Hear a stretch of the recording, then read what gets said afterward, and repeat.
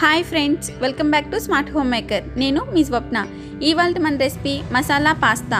ఈ మసాలా పాస్తా తయారీకి కావాల్సిన పదార్థాలు, తయారు చేసే విధానం ఇప్పుడు మనం తెలుసుకుందాం. ముందుగా స్టవ్ ఆన్ చేసుకొని ఒక ప్యాన్ పెట్టుకొని అందులో 1 లీటర్ వరకు వాటర్ని యాడ్ చేసుకోవాలి.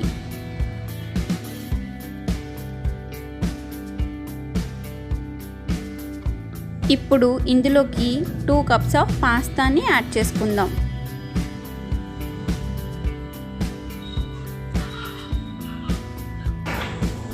ఇప్పుడు ఇందులోకి మనం 1 టేబుల్ స్పూన్ ఆయిల్ని యాడ్ చేసుకోవాలి.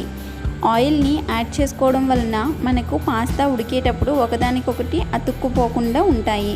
ఇప్పుడు ఇందులోకి 2 టేబుల్ స్పూన్ సాల్ట్ని కూడా యాడ్ చేసుకోవాలి.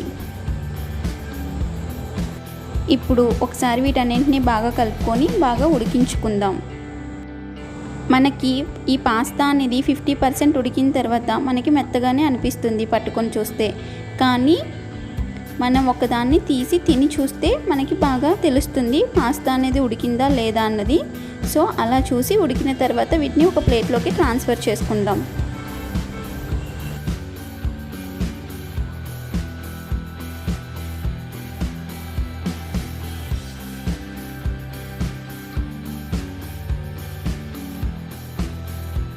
ఇప్పుడు వీటిని పక్కన పెట్టుకొని మనం వెజిటేబుల్స్ని ప్రిపేర్ చేసుకుందాం.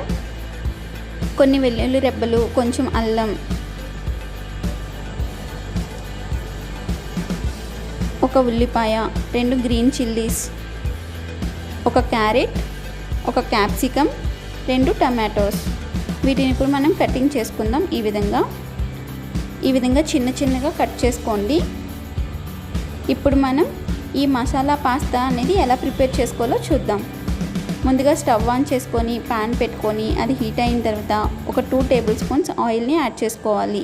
ఈ ఆయిల్ అనేది కొంచెం హీట్ అయిన తర్వాత అందులో సన్నగా కట్ చేసి పెట్టుకున్న వెల్లుల్లి, అల్లం, పచ్చిమిర్చిని యాడ్ చేసుకోవాలి.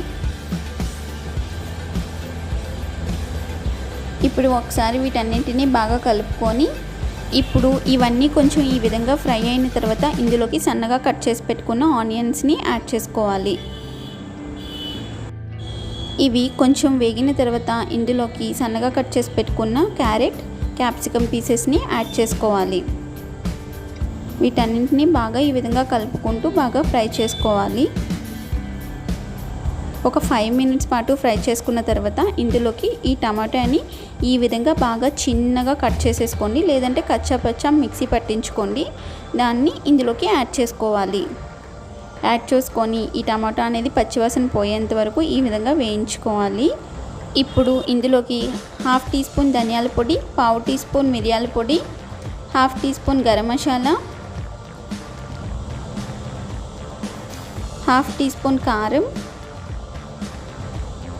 ఒక 1/2 టీ స్పూన్ సాల్ట్ని యాడ్ చేసుకోవాలి. ఈ విధంగా యాడ్ చేసుకొని వీటన్నింటినీ బాగా కలుపుకోవాలి. ఈ విధంగా కలుపుకొని ఇప్పుడు ఇందులోకి 2 tablespoons chilli sauce, 2 tablespoons tomato సాస్ని యాడ్ చేసుకోవాలి. మీకు కావాలి అనుకుంటే ఇంకో 2 టేబుల్ స్పూన్స్ టమాటో సాస్ని యాడ్ చేసుకోండి. ఏం ప్రాబ్లం లేదు, చాలా బాగా వస్తుంది.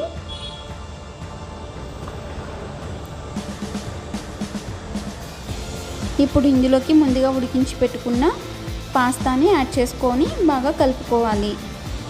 ఇప్పటి వరకు మనం స్టవ్ని మీడియం ఫ్లేమ్లోనే మెయింటైన్ చేసాం. ఇప్పుడు నుండి ఈ పాస్తాని యాడ్ చేసిన తర్వాత స్టవ్ని హై ఫ్లేమ్లో పెట్టుకొని వీటన్నింటినీ ఈ విధంగా బాగా కలుపుకోవాలి. ఈ పాస్తా మొత్తం కలిసేసరికి మనకి ఈ విధంగా వస్తుంది. ఇప్పుడు మనం స్టవ్ని హై ఫ్లేమ్లోనే ఉంచి 2 to 3 మినిట్స్ పాటు బాగా వీటిని కలుపుకుంటూ ఫ్రై చేసుకోవాలి. ఇప్పుడు మనం ఈ విధంగా ఫ్రై చేసుకున్న తర్వాత ఇందులోకి సన్నగా తరిగి పెట్టుకున్న కొత్తిమీరని యాడ్ చేసుకొని ఒకసారి బాగా కలుపుకుందాం.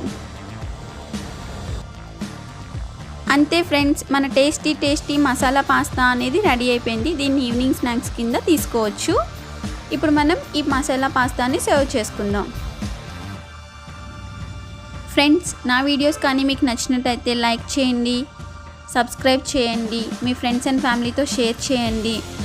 అదేవిధంగా పక్కనే ఉన్న గంట సింబల్ని క్లిక్ చేయండి. నేను కొత్తగా పెట్టే వీడియోస్ అన్నీ మీకు నోటిఫికేషన్ రూపంలో వచ్చేస్తే. Thank you for watching. Bye.